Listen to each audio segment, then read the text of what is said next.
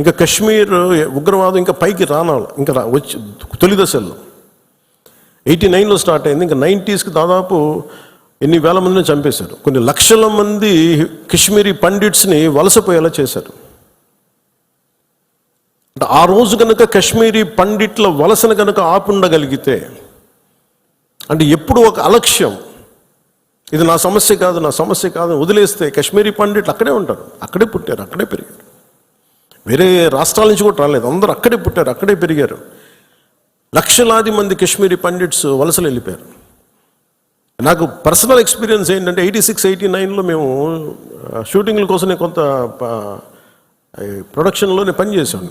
కొంచెం ఏదైనా కావాలంటే అవసరాలుగా మార్కెట్కి వెళ్ళేవాడు. శ్రీనగర్ మార్కెట్కి వెళ్తే ఫస్ట్ ఇయర్ బాగానే ఉంది, కానీ 86లో 87, 88కి చాలా ఇబ్బంది అయిపోయింది. ఇంకా 89 దగ్గరికి వచ్చేటప్పటికి షూటింగ్ జరుగుతుంటేనే గొడవలు అయిపోయాయి.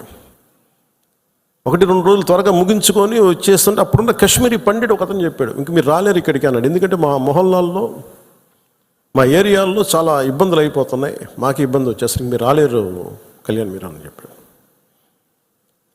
అంటే ఆ రోజు నుంచి ఈ రోజు దాకా కశ్మీర్ ఎప్పుడు ఒక మండుతున్న సమస్య.